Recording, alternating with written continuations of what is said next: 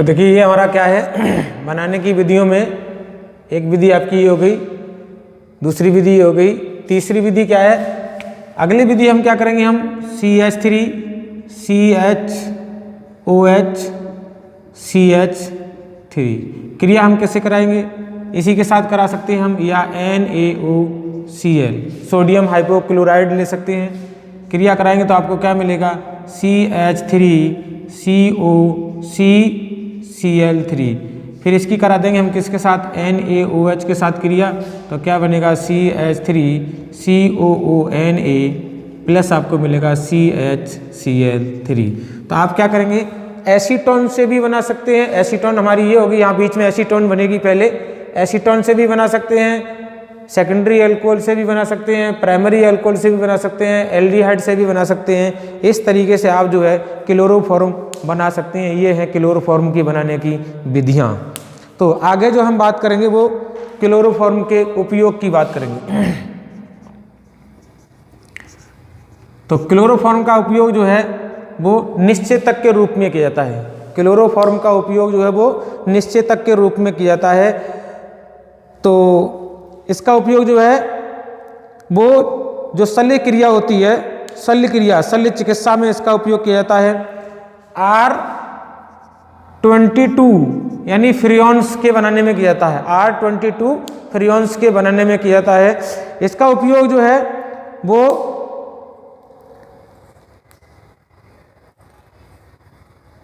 प्रशीतक के रूप में भी कहता है। ये हमारा R22 जो है वो क्या है, प्रशीतक के रूप में भी इसका उपयोग किया जाता है। तो ये रहे इसके हमारे उपयोग। ये ध्रुवीय विलायक में भी इसका उपयोग किया जाता है क्लोरोफॉर्म का। बाकी क्लोरोफॉर्म से हम क्या करेंगे, कार्बन टेट्राक्लोराइड भी बनाएंगे, उसके बनाने में भी इसका उपयोग करते हैं। विलायकों के रूप में भी इसका उपयोग करते हैं। तो ये बहुत सारे क्या हैं इसके उपयोग हैं। अब आगे जो आएगा इसका वो आएगा प्रभाव, यानी विषैला प्रभाव या हानियां, विषैला प्रभाव या हानियां। तो विषैला प्रभाव या हानियां क्या है, नंबर 1 में इसका प्रभाव जो है वो सीधा तंत्रिका तंत्र पर पड़ता है, और तंत्रिका तंत्र पर पड़ने से व्यक्ति में निश्चेतना या शून्यता आ जाती है।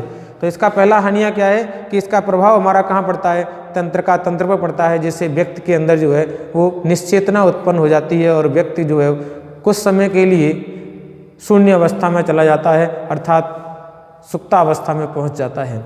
अगली जो है इसमें कि क्लोरोफॉर्म जो है वो वायु की उपस्थिति में ऑक्सीकृत होकर के COCl2 प्लस HCl विषैली गैस बनाती है। क्लोरोफॉर्म जो है वो क्या करती है, विषैली गैस बनाती है। इस विषैली गैस का नाम क्या है, फॉस्जीन। ये विषैली गैस होती है। इसका मतलब है कि जब कोई व्यक्ति क्लोरोफॉर्म की इस गैस को सूंघता है, ये क्या करेगी, ऑक्सीकृत होगी, और ऑक्सीकृत होकर के विषैली गैस बनाई, ये क्या हमारी विषैली गैस बनाएगी। तो विषैली गैस को जब कोई व्यक्ति सूंघ लेगा तो सूंघने से उस पर बुरा प्रभाव पड़ेगा, अर्थात उसकी मृत्यु भी हो सकती है। तो ये विषैली गैस जो है वो मृत्यु का कारण भी बनती है। तो ये हो गए इसकी हानियाँ या उनके प्रभाव। अब इसका क्या होता है, यहाँ पर आपके कुछ इसके बारे में क्वेश्चन पूछा जाते हैं। एक तो आपका यहाँ से एक क्वेश्चन पूछा ही जाएगा, एक क्वेश्चन ये पूछा जाएगा कि क्लोरोफॉर्म जो है वो वायु में ऑक्सीकृत होकर के कौन सी गैस बनाती है, उस गैस का फॉर्मूला लिखिए और इसका नाम भी लिखिए। इसका नाम है कार्बोनिल क्लोराइड। क्या है, कार्बोनिल क्लोराइड। इस गैस का नाम है कार्बोनिल क्लोराइड गैस। ठीक है, तो ये विषैली रंग की गैस बनाती है। अब यहाँ पर किस आते हैं इंपॉर्टेंट सवाल, इंपॉर्टेंट क्या पूछते हैं, क्वेश्चन पूछे जाते हैं यहाँ पर। तो इंपॉर्टेंट क्वेश्चन क्या है, सॉरी इंपॉर्टेंट हमारे क्वेश्चन क्या है। सबसे पहले होता है कि क्लोरोफॉर्म को रंगीन बोतल में क्यों भर के रखा जाता है। क्लोरोफॉर्म को रंगीन बोतल में इसलिए भर कर रखा जाता है कि क्लोरोफॉर्म सूर्य के प्रकाश की उपस्थिति में क्या नहीं हो पाएगी, ऑक्सीकृत नहीं हो पाएगी। यहाँ प्रश्न पूछा जाता है कि क्लोरोफॉर्म को रंगीन बोतल में क्यों भर के रखा जाता है। और क्लोरोफॉर्म को रंगीन बोतल में इसलिए भर के रखा जाता है कि जो सूर्य की प्रकाश की किरणें आएंगी वो सीधी क्लोरोफॉर्म तक नहीं पहुंचेंगी और क्लोरोफॉर्म का विघटन नहीं होगा, क्योंकि क्लोरोफॉर्म की बोतल में ऑक्सीजन थोड़ी सी मात्रा में रह जाती है और यह सूर्य के प्रकाश की उपस्थिति में फॉस्फोजिन गैस बनाती है, पहला कारण। दूसरा प्रश्न ये पूछता है कि क्लोरोफॉर्म की बोतल को पूरा भर के क्यों रखा जाता है। पूरा भर के इसलिए रखा जाता है कि क्लोरोफॉर्म की अगर बोतल को भर के नहीं रखा जाएगा तो उसमें एयर्स आ जाएगी और जब एयर आएगी तो वो क्रिया करके क्या करेगी, विषैली गैस बना लेगी। तो इसलिए क्या करते हैं, उसको पूरा फुल बोतल में भर के रखते हैं। फिर भी क्योंकि हम यूज करते रहेंगे तो बोतल हमारी खाली होगी, ऐसा नहीं है कि हम उसको हमेशा भर के रखा जा सके, ऐसा नहीं है, उनको खाली भी हो जाती है तो कोई बात नहीं है। अगला होता है कि क्लोरोफॉर्म को अंधेरे में क्यों रखा जाता है। अंधेरे में और रंगीन बोतल में क्यों रखा जाता है, इसका यही कारण है कि क्लोरोफॉर्म सूर्य के प्रकाश की किरणों के द्वारा वियोजित न हो और वो उसकी क्रियाशीलता जो बढ़े नहीं और उसमें इस प्रकार की विषैली गैस ना बने। अगला एक इम्पोर्टेंट कारण आता है वो ये है कि क्लोरोफॉर्म की बोतल में C2H5 OH मिलाकर के रखा जाता है। क्यों? इसका कारण है क्योंकि जो C2H5 OH है वो क्लोरोफॉर्म के अंदर बनने वाली विषैली गैस को वियोजित कर देता है, यानी इसके साथ क्या करता है, क्रिया कर लेता है। क्रिया करके क्या बनाता है, एथिल कार्बोनेट बनाता है जो विषैला नहीं होता है। अर्थात क्लोरोफॉर्म की बोतल के अंदर C2H5 OH इसलिए मिलाकर रखा जाता है क्योंकि बोतल के अंदर बनने वाली विषैली फॉस्फोजिन गैस एथिल अल्कोहल से क्रिया करके एथिल कार्बोनेट बनाती है जो विषैला नहीं है, अर्थात विषैली गैस को दूर करती है।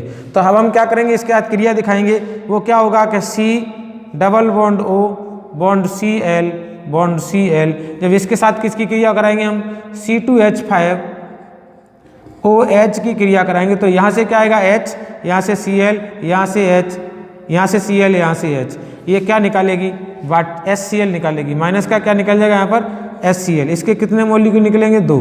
तो क्या बनेगा आपका O double bond C single bond O C2H5, यहाँ क्या बनेगा O C2H5। इसको यह करके कैसे लिख देते हैं, इसको ऐसे लिखेंगे C2H5 का होल ट्वाइस CO3, इसे कहते हैं एथिल कार्बोनेट। क्या बनता है, ये एथिल कार्बोनेट बनता है। तो जो एथिल कार्बोनेट बनना है वो विषैला नहीं होता है, तो जो विषैली फॉस्फोजिन गैस बन रही थी उस विषैली फॉस्फोजिन गैस को ये खत्म कर देता है, नष्ट कर देता है। ये देखिए हमने आपको दिखा दिया, यहाँ पर एथिल कार्बोनेट बनेगा और एथिल कार्बोनेट जो है वो विषैला नहीं होता है, अर्थात विषैली गैस जो बन रही है उसके फॉस्फोजिन उसके अंदर, वो विषैली गैस का प्रभाव खत्म हो जाता है। इसलिए हम इसमें क्या करते हैं, एथिल अल्कोहल मिलाकर रखते हैं। अगले जो बिंदु आएंगे इसके वो देखिए क्या है, एक और इम्पोर्टेंट बिंदु है, सवाल पूछा जाता है बोर्ड के अंदर। वो सवाल क्या है हमारा कि क्लोरोफॉर्म की बोतल में क्लोरोफॉर्म की शुद्धता की जांच कैसे करेंगे। क्या होगी, क्लोरोफॉर्म की शुद्धता की जांच, शुद्धता की जांच, क्लोरोफॉर्म की CHCl3 की शुद्धता की जांच कैसे करेंगे। क्योंकि मैंने अभी आपको बताया था कि जो CHCl3 है वो क्या करेगी, ऑक्सीजन के साथ क्रिया करके COCl बनाएगी, Cl2 बनाएगी प्लस HCl बनाएगी। अगर क्लोरोफॉर्म शुद्ध होगी तो ये चीज़ें नहीं होंगी, अगर क्लोरोफॉर्म अशुद्ध होगी तो ये दोनों चीज़ें होंगी। अब हम मिलाएंगे कैसे, इसमें क्या करते हैं, इसमें हम डालते हैं AgNO3। क्या डालते हैं इसमें, AgNO3 डालते हैं। अगर AgNO3 डालने पर किसका, AgCl का सफ़ेद अवक्षेप प्राप्त होता है। क्या होता है, सफ़ेद या श्वेत अवक्षेप। AgCl का जब श्वेत अवक्षेप प्राप्त होता है तो इसका मतलब है कि इसके अंदर क्या होगा, HCl होगा, और जब इसके अंदर HCl होगा तो ये इसमें गैस बनी होगी। जब बनी होगी तो यह क्या करेगा, सफ़ेद रंग के अवक्षेप देता है तो क्लोरोफॉर्म अशुद्ध है, यदि सफ़ेद रंग के अवक्षेप नहीं देता है तो वो क्लोरोफॉर्म शुद्ध है।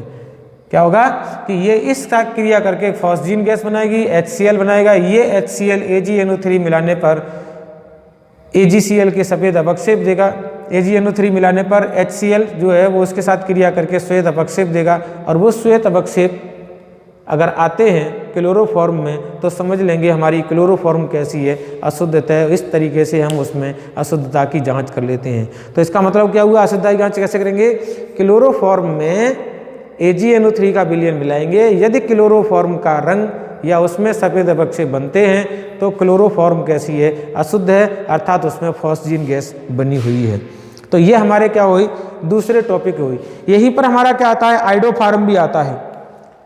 जब हमने जो क्लोरोफार्म पढ़ी है उसी की तरह क्या होगा, CHI3 आइडोफार्म होगा। बनाने की विधियां सेम टू सेम प्रोसेस यहाँ से आपको देखते हैं। ये हमारे इसके तरीके से आइडोफार्म बनाएंगे। तो आइडोफार्म का उपयोग क्या है, उसका उपयोग जो है वो एंटीसेप्टिक में, पूर्तिरोधी में किया जाता है। आइडोफार्म का उपयोग पूर्तिरोधी में किया जाता है। एंटीसेप्टिक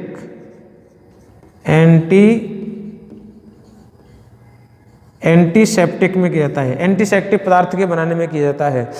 इसका उपयोग जो है वो आयोडीन, टिंचर आयोडीन की दवा के बनाने में किया जाता है। टिंचर आयोडीन जो है वो दवा के बनाने में भी किया जाता है, लेकिन इसका शुद्ध नहीं आता है, वो आयोडीन को तोड़ करके फिर उसके रूप में किया जाता है। तो अगला जो हमारे उपयोग आएगा वो हम देख रहे हैं डेरिवेटिव। तो ये हमारे दो डेरिवेटिव हो गए।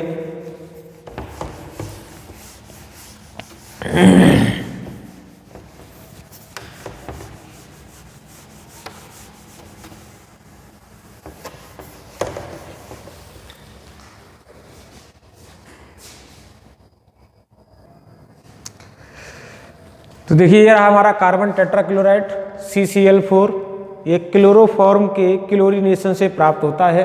तो हमने क्या लिया, क्लोरोफॉर्म CHCl3 प्लस इसका फिर क्लोरीनेशन कर दिया सूर्य के प्रकाश की उपस्थिति में, तो आपको क्या मिलेगा, CCl4 मिलेगा प्लस HCl मिलेगा। तो ये इनकी है ही बनाने की विधि। बाकी का इनका क्या होगा उपयोग, इसका उपयोग प्रशीतक के रूप में किया जाता है। प्रशीतक मीन्स होता है क्लोरोफ्लोरोकार्बन्स के बनाने में किया जाता है। इसका उपयोग एरोसेल केन के प्रणोदक के रूप में किया जाता है। अच्छा, एरोसेल का मतलब होता है कि हवा के अंदर कोलाडी विलयन बनाने में, तो इसका जो है हवा के अंदर कोलाडी विलयन बनाने में भी इसका उपयोग किया जाता है। रसायनों के उत्पादन में विलायक के रूप में इसके किया जाता है। अगला है अध्रुवीय पदार्थों के विलायक में। अध्रुवीय पदार्थों का मतलब होता है तेल है, ग्रीस है, मोमी ऑयल है, इंजन ऑयल है। इनके जो दाग धब्बे पड़ जाते हैं, या बोर्ड है, चिकनी सतह है, शीशा है कांच का, इनके कांच के शीशों पर जो दाग धब्बे पड़ जाते हैं वो अध्रुवीय विलायक के होते हैं। तो अध्रुवीय पदार्थों के जो दाग धब्बे पड़ जाते हैं वो हम इस कार्बन टेट्राक्लोराइड के से धो करके साफ कर सकते हैं, यानी धुलाई बुलाई में भी इसका उपयोग किया जा सकता है। अच्छा, इसका अगला जो उपयोग रहेगा वो रहेगा प्रभाव, कि हमारे दैनिक जीवन पर या मनुष्यों पर इसका क्या प्रभाव पड़ता है। तो मनुष्यों पर इसका प्रभाव ये है कि ये एक प्रकार का गैसीय पदार्थ है। जब ये हवा में घुल करके श्वसन क्रिया द्वारा मनुष्य के शरीर में पहुंचता है तो मनुष्य को क्या होते हैं, चक्कर आने लगते हैं। सिर का हल्कापन होना, सिर जो है वो हल्का हल्का हो जाता है। भारी जैसे हमारे पास क्या है, एक तरह की सारी चीज़ें हमें क्या रहती हैं, याद सी रहती हैं, हमें सारी चीज़ें एक तरह की बोझ सी लगती हैं। बोझ का मतलब एक टेंशन टाइप की रहती है, यार ये भी करना है, वो भी करना है, वो भी करना है, बहुत सारे काम हम मुझे याद भी रहते हैं। इसको आने से ऐसा लगता है कि अब कुछ याद सा ना रहा, कुछ चीज़ें जो है वो भूल गई हैं, हमें कुछ याद सा नहीं रहता है। मितली आना, मितली का मतलब है जी मचलाना, अंदर से घबराहट पैदा होना, अंदर से उल्टियाँ सी जैसी आना, जीव घबराना, उसे कहते हैं मितली आना। उल्टी आना, उल्टी का मतलब उल्टियाँ हो जाना। एक तो ऐसा होता है कि शरीर के अंदर ऐसी संभावना आती है कि यार उल्टी हो रही है, उल्टी हो जाएगी वो, और एक होती है कि उल्टी आना, उल्टी आ जाए। दूसरा होता है हृदय गति अनियमित होना, यानी इसका इफेक्ट जो है वो विशेषकर हृदय पर पड़ता है। तो हृदय पर जो गति होती है वो अनियमित हो जाती है, ज़्यादा भी बढ़ सकती है, कम भी हो सकती है। तो हृदय गति कैसे,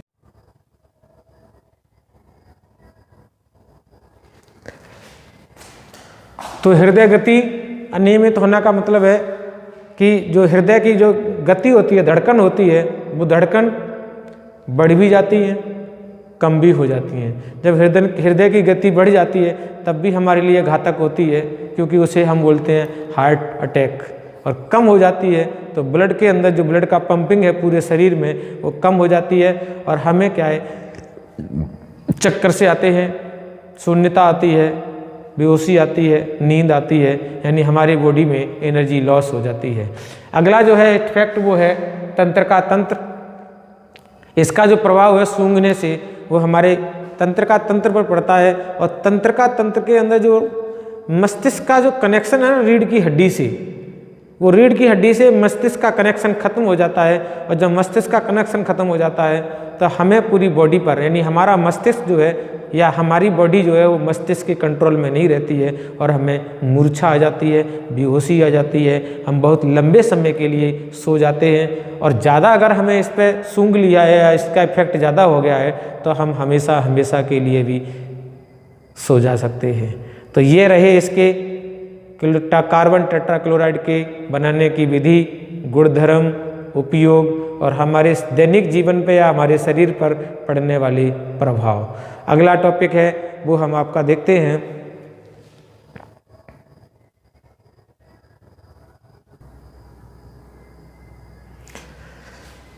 तो अगला टॉपिक हमारा है फ्रियोन्स।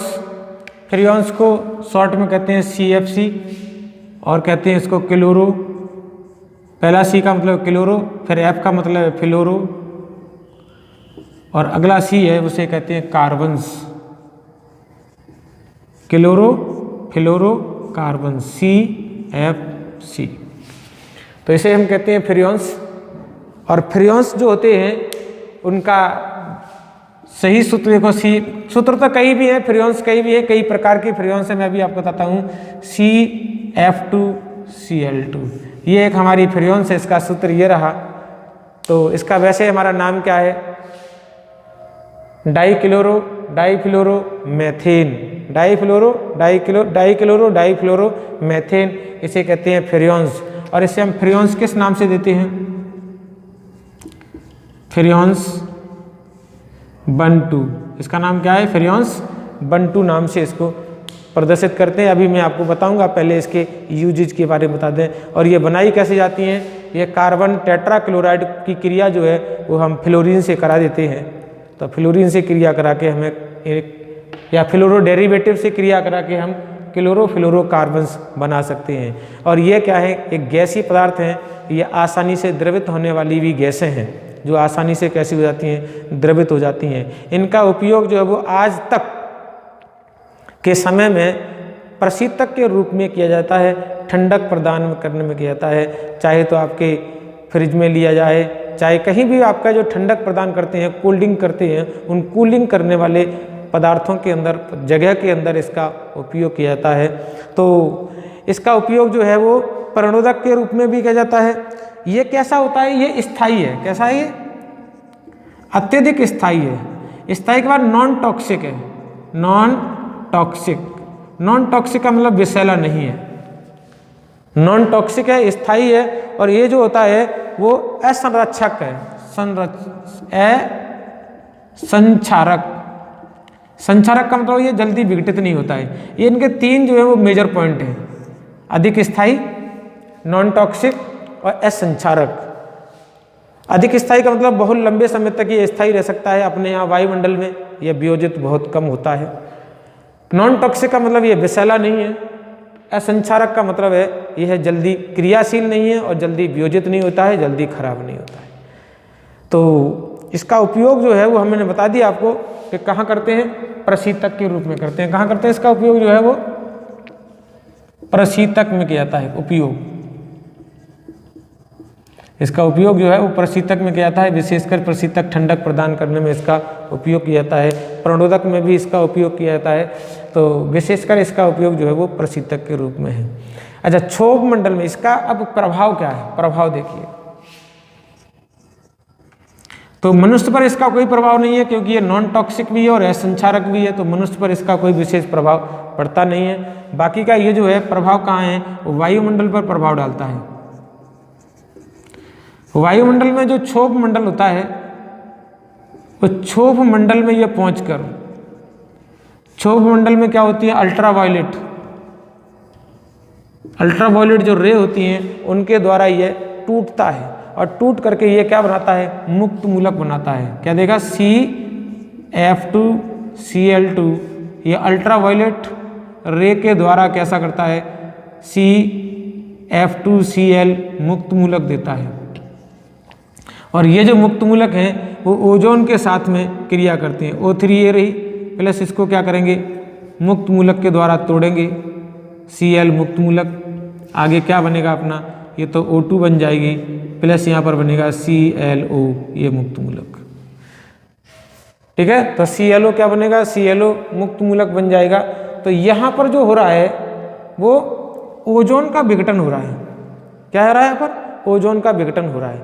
जब ये अब फिर क्या करेगा, ये बाद में भी टूटेगा, तो ClO जो मुक्त मूलक है वो फिर टूट जाएगा किसमें, CO बनेगा, और CO जो बनेगा वह में Cl मुक्त मूलक बनेगा, प्लस एक नवजात ऑक्सीजन बनेगी। यह नवजात ऑक्सीजन प्लस दूसरी नवजात ऑक्सीजन के साथ क्रिया करके फिर O2 बनने लगी। अर्थात क्या होगा, यहाँ पर जो वियोजन है ना, वो वियोजन यहाँ पर आपके बनेगा मुक्त मूलक, तो यहाँ पर जो वियोजन प्राप्त हो रहा है वो वियोजन क्या करेगा, वो वियोजन जो है वो ओजोन को खत्म कर देगा, ओजोन को नष्ट करेगा। जब ये ओजोन को नष्ट करेगा तो ओजोन में क्या हो जाते हैं, होल्स बन जाएंगे, ओजोन की लेयर जो है पतली हो जाएगी, और पतली होगी तो जो अल्ट्रावायलेट रे हैं वो हमारे पृथ्वी पर आएंगी, और पृथ्वी पर आने से उसका प्रभाव जो है वो किस पर पड़ेगा, वो हमारे दैनिक जीवन पर पड़ेगा। क्योंकि वहाँ पर जो होता है उनका टेम्परेचर ज़्यादा होता है, तो हमारे शरीर पर सबसे पहले तो जो जंतु होते हैं उन जंतुओं के शरीर पर, वनस्पतियों के शरीर पर, वनस्पतियों के ऊपर इसका विशेष प्रभाव देखा जाता है। तो ये रहे इसके उपयोग। तो वायुमंडल में इसका बहुत बड़ा उपयोग दुष्प्रभाव है, जिसे हम दुष्प्रभाव कहते हैं। वायुमंडल के लिए ये जो गैस है वो प्रदूषित गैस भी कहते हैं। ठीक है, तो अगला जो हमारा लास्ट टॉपिक रह गया उसको भी मैं आपको खत्म कर दूं, वो है हमारा DDT। इसमें इम्पोर्टेंट जो है वो DDT का नाम है, पूरा नाम है और उसकी संरचना है। तो अगला जो आता है वो है DDT। इसका नाम है डाइफेनिल ट्राइक्लोरो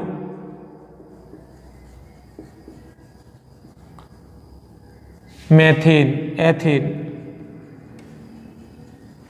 तो डाइक्लोरो डी बन गया, डाइफेनिल डी बन गया, ट्राइक्लोरो एथेन टी बन गया, तो इसे क्या कहते हैं, DDT कहते हैं। संरचना इसकी बनाएंगे, संरचना इंपॉर्टेंट है इसकी। तो संरचना क्या है, सबसे पहले हम लेते हैं एथेन। एथेन में होते हैं 2 कार्बन, हमने ये 2 कार्बन बना दिए। ठीक है, ट्राइक्लोरो हमने 1 कार्बन पर 3 क्लोरो समूह लगा दिए, Cl Cl Cl। बाकी के बचे डाइफेनिल डाइक्लोरो। डाइफेनिल का मतलब हम इससे क्या करेंगे, हम डाइफेनिल लगाएंगे, ये हमने आपके फेनिल समूह लगा दिए। संरचना ही इंपॉर्टेंट है इसकी है। यहाँ पर हमने Cl लगा दिया, यहाँ पर हमने Cl लगा दिया, ये हमारी बेंजीन रिंग हो गई। अब बाकी का बचा क्या है, यहाँ पर जो बचेगा वो एक हाइड्रोजन बचेगी, यहाँ हमने इसकी हाइड्रोजन लगा दी। तो संरचना सूत्र क्या बन जाएगा इसका, ये संरचना सूत्र हो गया। और क्या बनेगा, CCl3CH C6H5Cl का होल ट्वाइस इसका सूत्र हो गया।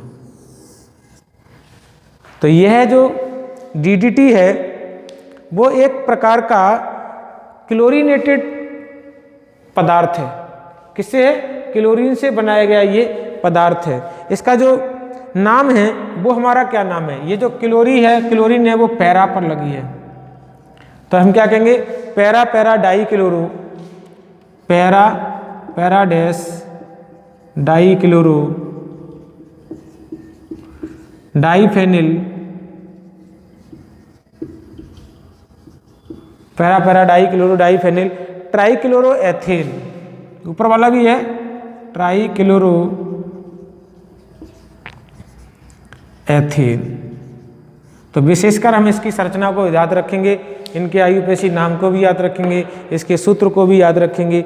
और यह जो है वो एक प्रकार का कीटनाशक पदार्थ है, यानी एक प्रकार का कीटनाशक क्लोरीनेटेड पदार्थ है, जिसका उपयोग घरों में मक्खी, मच्छर, खटमल, दीमक, मकड़ी इनके लार्वा और इनको मारने में इसका उपयोग किया जाता था। तो इसकी जो स्टेबिलिटी है वो भी प्रकृति में बहुत ज़्यादा है, लगभग 20 साल तक यह विघटित नहीं होता है, विघटित नहीं होता है, यूँ ही पड़ा रहता है। तो पहले इसमें उपयोग किया जाता था, आजकल इसका उपयोग जो है वो बंद कर दिया गया है, क्योंकि जो मनुष्यों के अंदर इस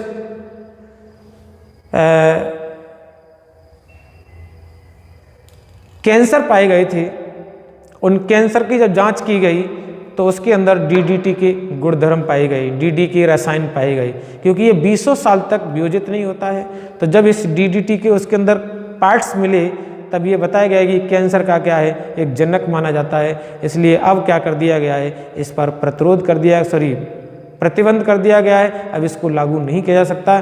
तो यहाँ तक हमारे जो है वो क्लोरोफ्लोरोकार्बन्स, डीडीटी, क्लोरोफॉर्म, डाइक्लोरोएथिलीन, डाइक्लोरोमेथेन, ये सारे हमारे जो क्लोरीन के एल्केन और एरीन भी उत्पन्न थे वो हमारे खत्म हुए। आज हमारा ये पाठ जो है वो इसी के बिंदुओं के साथ खत्म होता है। हमारे चैनल को देखें, लाइक शेयर सब्सक्राइब करें। जय हिंद, जय भारत।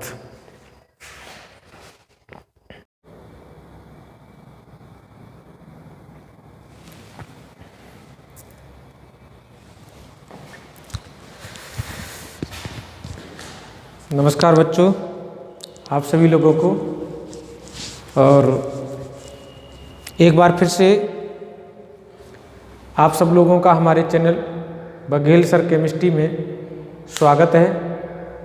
हमारा चैनल आपके लिए लगातार मोटिवेशनल वीडियो भी भेज रहे हैं और कक्षा 12 की रसायन विज्ञान के भी वीडियो भेज रहे हैं। धीरे धीरे आपको हर क्लास के वीडियो मिलने शुरू हो जाएंगे। आज हम अपने इस चैनल के माध्यम से इस वीडियो में कक्षा 12 की रसायन विज्ञान का पाठ नंबर 10 एल्किल हैलाइड और एरिल हैलाइड में पॉलीहेलो यौगिकों के बारे में हम आपको बताएंगे। तो पॉलीहेलो यौगिकों में ये हमारा डाई क्लोरो भी उत्पन्न है। पहला टॉपिक हमारा डाई क्लोरोमेथेन, उसका नाम है मिथिलीन क्लोराइड, सूत्र है CH2Cl2, सूत्र है CH2Cl2। क्योंकि इसमें थोड़ा थियोरेटिकल पार्ट था तो वो मैंने आपको लिख लिया, क्योंकि लिखने में हमें टाइम लगता, वीडियो हमारी लंबी ना हो जाए इसलिए। तो इसके देखिए बनाते कैसे हैं, बनाने की विधियाँ क्या है। तो बनाने की विधियाँ हमारे पास क्या होता है, ये हमारे पास मेथेन होती है और मेथेन का हम क्लोरीनीकरण सूर्य के प्रकाश की उपस्थिति में कराते हैं। जब हम सूर्य के प्रकाश की उपस्थिति में कराएंगे तो सबसे पहले आपको बनेगा मेथिल क्लोराइड और फिर इसका हम क्लोरीनेशन कर देंगे तो हमें मिलेगा CH2Cl2।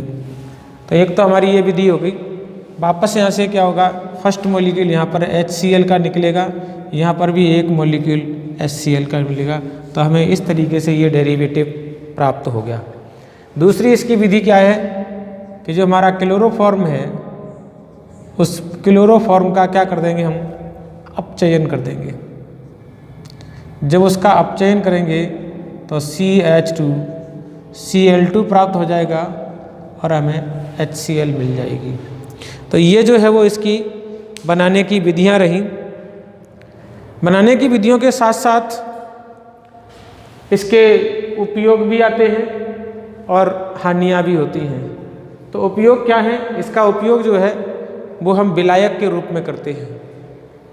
और जो रासायनिक उद्योग होते हैं उन उद्योगों में रासायनिक पदार्थों को, क्योंकि ये प्रकार का ध्रुवीय विलायक है, तो ध्रुवीय विलायक में अध्रुवीय विलायक है, अध्रुवीय विलायक में क्या है, अध्रुवीय पदार्थों को घोलने में इसका उपयोग किया जाता है। तो यहाँ लिखा हुआ है, इसे हम विलायक के रूप में इसका उपयोग करते हैं।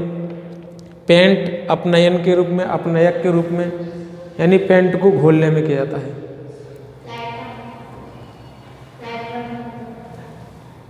एरोसोल में प्रणोदक, जो एरोसोल होते हैं उनके प्रणोदक में किया जाता है। तो एरोसोल जो है वो हवा के ईंधन होते हैं, यानी वायु में बनाए गए ईंधन।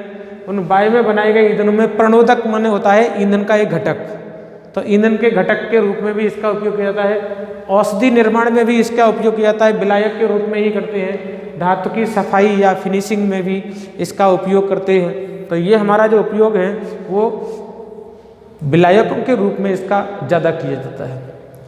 दूसरा क्या है, इसकी हानियाँ, क्योंकि जब हम इसका उपयोग करेंगे तो यह चीज़ जो है वो वायुमंडल में फैलेगी और हवा में मिलेगी, और हवा में जब मिलेगी तो वो मनुष्य के शरीर पर अलग अलग प्रकार के प्रभाव डालेगी। तो अलग अलग प्रकार के प्रभाव क्या है, इसका प्रभाव तंत्रिका तंत्र पर पड़ता है। सबसे पहले कहाँ पड़ता है, तंत्रिका तंत्र पर पड़ता है। वायु में इसकी थोड़ी सी मात्रा, यानी वायु में जब इसकी थोड़ी सी मात्रा घुल जाएगी तो वो श्वास क्रिया द्वारा शरीर के अंदर पहुंचेगी, और जो शरीर के अंदर पहुंचेगी तो सबसे पहले ये जो हमारी कोमल ज्ञानेंद्रियां होती हैं, उन कोमल ज्ञानेंद्रियों पर इसका प्रभाव पड़ेगा। जैसे उसमें लिखा हुआ है, श्वास क्रिया कौमा श्रवण एवं दृश्यता में क्षीणता आती है। श्वास क्रिया से जो है जब हम सुनने की क्षमता घट जाती है और देखने की क्षमता घट जाती है। इसमें होता ये है कि जब इस शरीर के अंदर पहुंचती है तो जो हमारी आँखों की मांसपेशियां होती हैं, कॉर्निया भाग जो होता है आँखों का देखने वाला लेंस, वो उसके छोटा कर देता है। जब छोटा कर देगा तो हमें दिखने में क्या होगी, अदृश्यता में क्षीणता आ जाएगी, अर्थात देखने में कमी आ जाएगी। अधिक मात्रा से क्या होगा, चक्कर आना, मितली आना, मितली मीन्स उल्टी, जी घबराना, हाथ पैर की उंगलियों में सनसनी, यानी हाथ पैर की उंगलियों में झंझनाहट सी होना, सनसनी हो जाना, हाथ पैर की उंगलियां जो है वो सुन्नपन सा हो जाना, त्वचा पर लाल रंग के धब्बे बन जाना, यह त्वचा है इस पर जले जैसे धब्बे बन जाते हैं। और जो आँख होती है उस आँख में लाल लाल रंग के धब्बे बन जाते हैं, आँख लाल हो जाती है, और क्योंकि आँख की जो कॉर्निया होती है वो सिकुड़ जाती है, जिससे देखने की क्या हो जाती है, देखने की क्षमता बहुत घट जाती है, बहुत कम हो जाती है। तो ये हमारा क्या रहा, पहला पॉलीहेलोजन यौगिक। अब पॉलीहेलोजन यौगिक की हमने आपको बनाने की विधियां बताई दी, ये सारे गुणधर्म इसके बता दिए। हालांकि इसके गुणधर्म आपको ज़्यादा नहीं आते हैं, फिर भी मैंने आपको ये टॉपिक थोड़ा समझा दिया।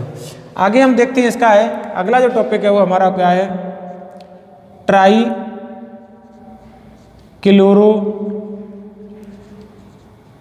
मैथेन। अगला जो टॉपिक है वो है ट्राइक्लोरोमेथेन। ट्राइक्लोरोमेथेन का फॉर्मूला होता है CHCl3, इसे हम क्लोरोफॉर्म भी कहते हैं। क्या कहते हैं इसको, क्लोरोफॉर्म। तो क्लोरोफॉर्म के बनाने की विधि हम सबसे पहले देख रहे हैं, बनाने की विधि। तो बनाने की विधियां यहां देखेंगे क्या है। बनाने की विधियों में सबसे पहले हमने अभी जो लिखा था वो एल्केन का क्लोरीनीकरण, हमने क्या यहाँ पर किया, CH4 का क्लोरीनीकरण कर दिया। CH4 का क्या कर दिया हमने, क्लोरीनीकरण कर दिया। सूर्य के प्रकाश की उपस्थिति में जब हम इसको करेंगे तो हमें मिलेगा CHCl3 प्लस यहाँ से क्या होगा, 3 मॉलिक्यूल हमारे HCl के निकल जाएंगे। तो हमें यहाँ क्या करना पड़ेगा, 3 मॉलिक्यूल लेंगे। ये क्रिया हमने एक साथ करा दी। दूसरा जो है क्लोरोफॉर्म कैसे प्राप्त होगा, कि हमारा जो भी मिथिलीन क्लोराइड है CH2Cl2, इसी का हम क्लोरीनीकरण कर देंगे सूर्य के प्रकाश की उपस्थिति में, तब भी हमें क्लोरोफॉर्म प्राप्त हो जाएगा। हमें क्या मिलेगा, क्लोरोफॉर्म प्राप्त होगा। अगला जो हमारा लास्ट टॉपिक है, हेलोफॉर्म अभिक्रिया के नाम से अल्कोहल वाले पाठ में आता है। तो वहाँ हमारा क्या होता है कि हम CH3 सिंगल बॉन्ड CH2OH, ठीक है, इसका क्या करेंगे हम, इसी का हम क्लोरीनीकरण कर देंगे किसकी उपस्थिति में, NaOH के साथ। तब आपको क्या बनेगा, CH3CHO बनेगा। फर्दर हम इसका क्लोरीनेशन, क्लोरीन से क्रिया कर देंगे NaOH की उपस्थिति में, तब बनेगा CCl3CHO और फिर CHO।